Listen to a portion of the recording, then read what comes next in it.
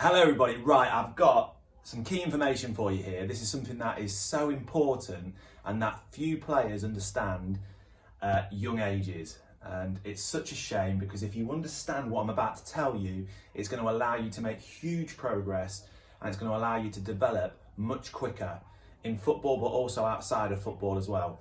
Okay? And this is called attitude first because attitude is the first and foremost, most important thing that you need to crack and get right when it comes to football, okay?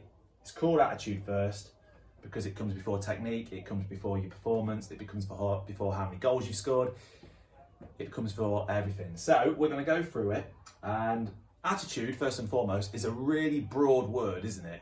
So everyone might say you've got a great attitude or so-and-so's got a poor attitude, but what does that actually mean?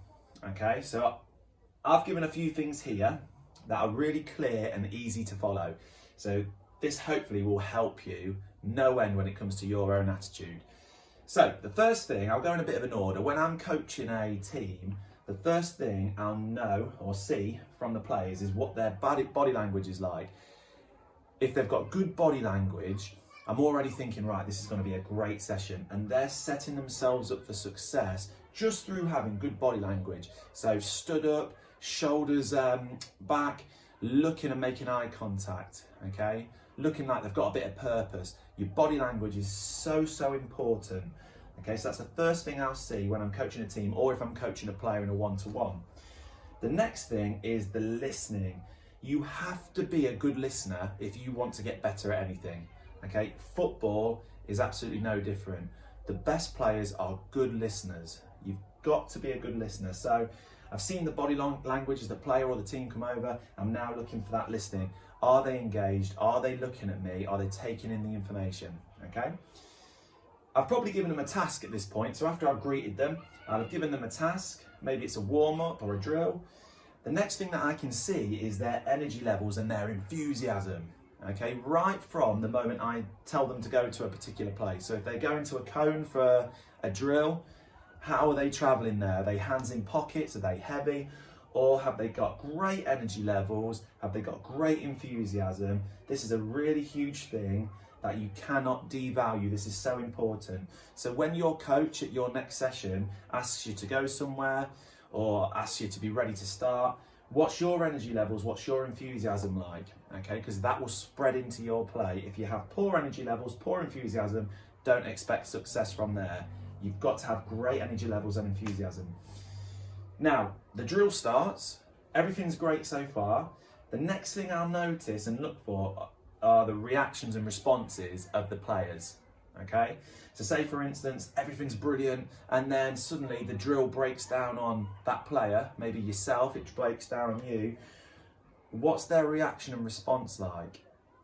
If it's a bad one, I might see some of these things start to drop. Their body language might change and they might go a little bit withdrawn and they might sink and they might look a bit heavy.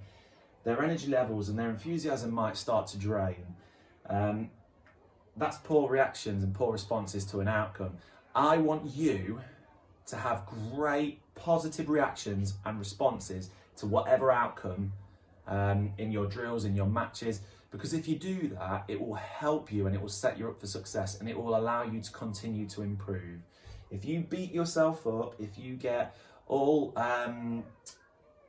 you lose your composure, if you start to get your head down, you'll find that you make no progress and you're not actually going to perform anywhere near as well as you can. So if you make a mistake, understand that's part of football and part of sport, and a good reaction is to go, right, get back to these, good body language, good energy levels, good enthusiasm, and I'm thinking as well, what I could do better next time, what went wrong there, how can I improve, okay? They're good reactions and good responses, and that's what you need to aim to have. Lastly, work ethic.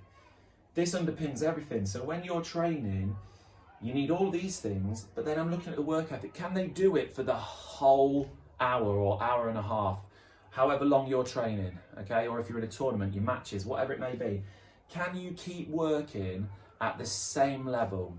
I think the easiest way to train is to just have one level, and it's as high as it can possibly be.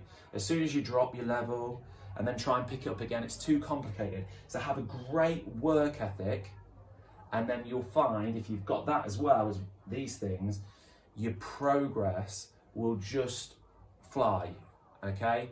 You'll really make strides with your performance and your development. And you're setting yourself up for success. Now, this shape here is my little attitude bubble. I want you to try and have these things in your attitude bubble every time you train, every time you're in the garden, every time you've got a match, whenever you're practicing, whenever you're performing. Check back in with these. Have you got them all? Are they all where they need to be? If the answer is yes, then you are nailing a good sport attitude, a good attitude for progress. Okay, so this is really important. You should check back in with all these things all the time. Okay, now I'm going to flip the board. Look at this for preparation. Amazing. Okay, sorry about the handwriting. Now, here's my attitude bubble on a bit of a smaller scale. If it's a full bubble and I've got all those different qualities and characteristics in there, then my technique will often follow, or it will develop and get better. Okay? Say for instance I've got great energy levels and I'm on my toes and I'm ready. A first touch, if I've got a good touch, will probably follow that. I'm setting it up for success. If my touch isn't quite developed yet, maybe I'm new to the game, then at least I'm going to give myself a good opportunity to have a good touch and I will learn from that point. Okay? So if you've got all those good characteristics we just spoke about, you'll find that technique often follows or develops. You're setting yourself up to succeed. As soon as this bubble goes empty, and by the way, this isn't a thing that stays the same all the time. You've got to constantly think about it. It might be empty for one session, and that's when you probably will fail and you won't get much from it.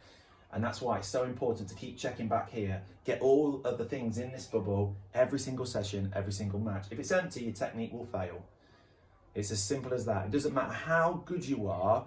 If you don't listen to the coach when they're explaining, if you've then got poor energy and enthusiasm when you go to the drill or your start position, if then you're on your flat-footed, you're heavy, don't expect to achieve any success. You're setting yourself up for failure. It doesn't matter how good your touch is, how good your strike is, how good your shooting is. Your technique will fail more often than not. And you'll also find it doesn't develop. So moving on to this last little bit, I hope you're still with me. Technical development, okay? If you've got an empty attitude bubble consistently, what will happen is your development looks like this, a flat line, or it might even go down there like this, and you'll regress and you'll become a poorer player. Now, if you've got a full bubble and you're a good listener, you are enthusiastic, you're high energy, you work hard, you react and respond to failure and success in the correct way, and you keep coming back for more, really positive, then this is what will happen to your technical development. And it will keep going and going and going. And the better your attitude gets, the steeper the line becomes. And that's what you're after with your development. So there you have it. Attitude first. Everything else will come from there. The first thing you always need to get right, the first thing you always need to look back on and analyse is your attitude. Attitude is first. Thank you.